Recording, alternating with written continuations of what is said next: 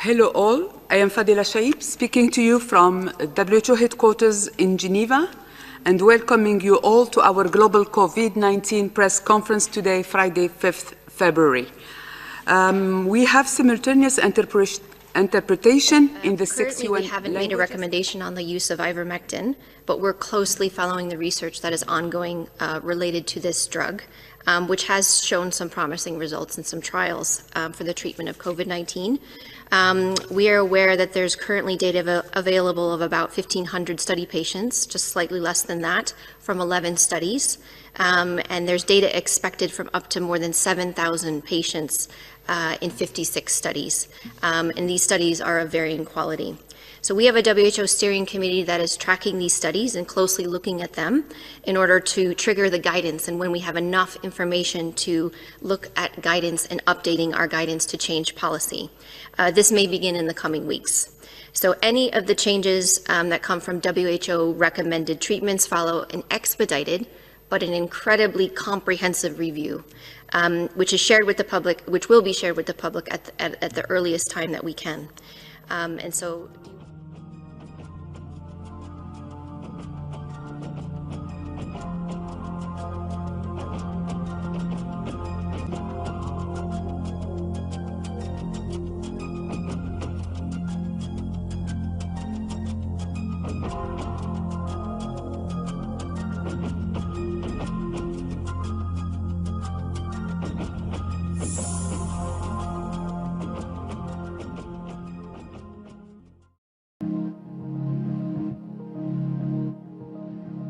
3 days before Christmas, Mom tested positive for COVID.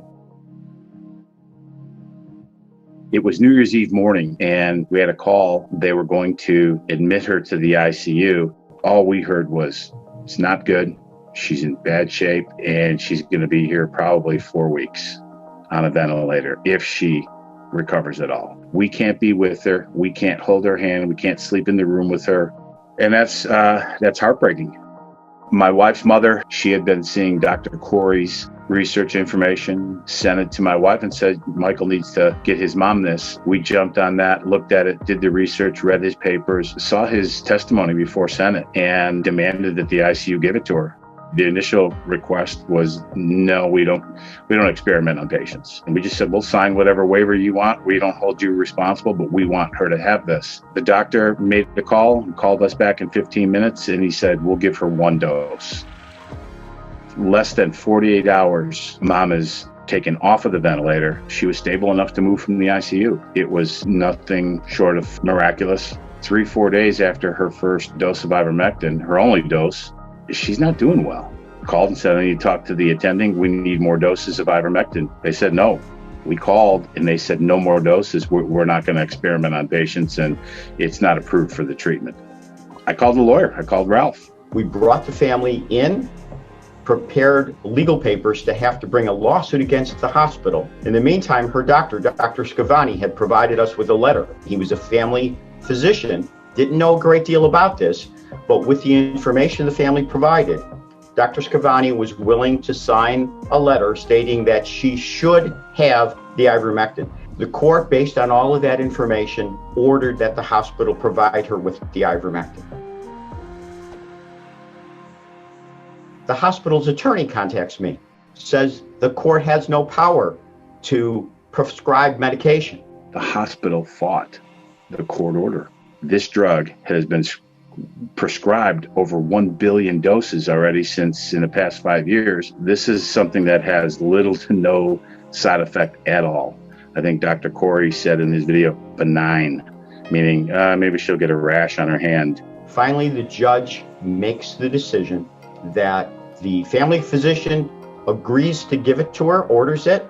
The hospital must administer it. She got 3 more doses and she turned around. You're an 80-year-old woman. You're doing so poorly, you have to have a ventilator breathe for you. And then 5 days later, you're not on a ventilator anymore. What else was there? What changed? And the only thing that we can point to was our prayer, obviously, but the dosage of ivermectin. So many people are dying today, and this gives them a chance. I wish they would have gave it to her when they found out she had COVID, when she tested positive. It's easier to stay healthy than it is to get healthy.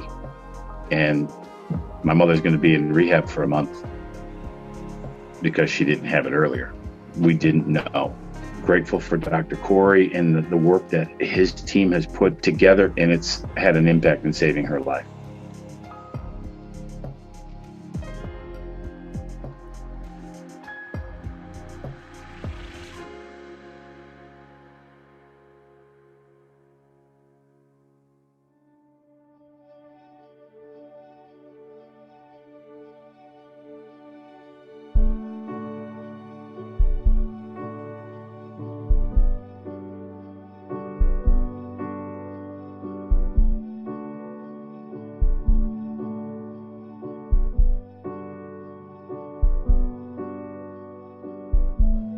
My husband, he has a history of asthma, and so he started with just his typical yearly cough, and it usually happens around this time, so we didn't think much of it.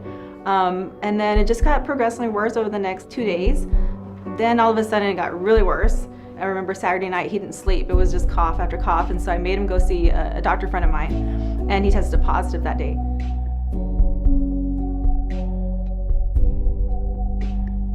And so it just started from there. He got started on medications. We thought he was going to bounce back. He didn't seem that sick at that time. But it was not until Tuesday that he really took a big turn, and we ended up checking him into the emergency room, and that's where he got admitted. I was having a hard time breathing. Cough was getting worse. It was just getting more and more difficult. Starting to get a little bit fatigued.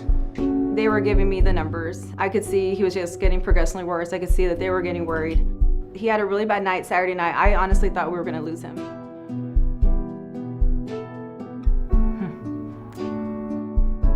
That's when the PA, who's been treating over 3,000 patients locally, told me about the Math Plus protocol.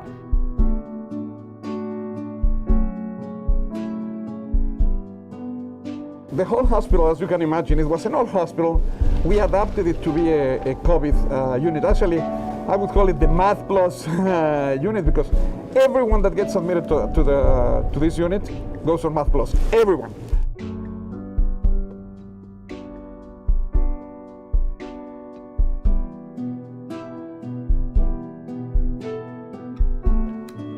The case manager calls me from the hospital and says, "Dr. Espinosa, we can't get anybody to fly him over there." I said, "Mama, don't worry about it. I got it.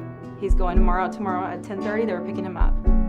He's very, very overloaded. I don't know how long. Wednesday morning when I was here, I knew a lot of people were worried. They got this CAT scan. Probably didn't look too good. I know my wife told me it didn't look too good.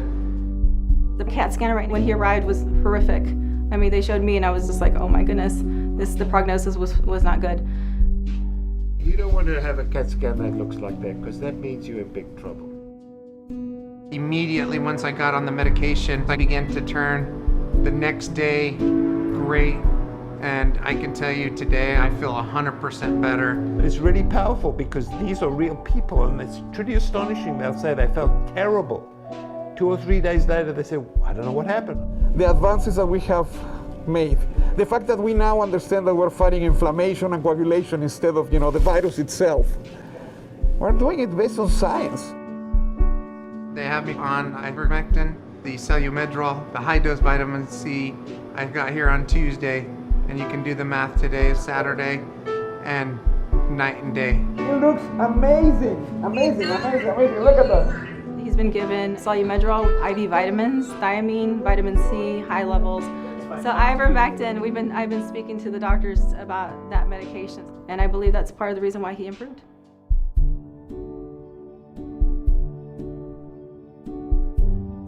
I love you guys.